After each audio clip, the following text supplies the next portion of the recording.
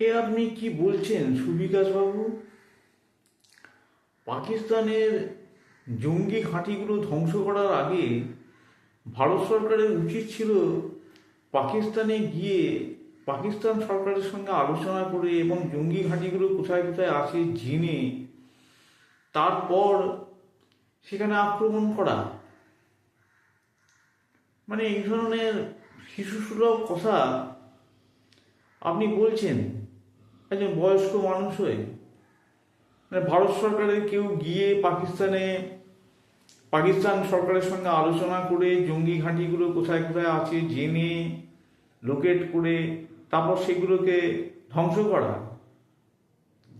আপনার 72 পেরিয়ে গেছে আমি জানি, 72-এ মানুষ উল্টোপাল্টা বকে, তবে আপনি যে পুরোপুরি পাগল হয়ে গেছেন সেটা আমার জানা ছিল না।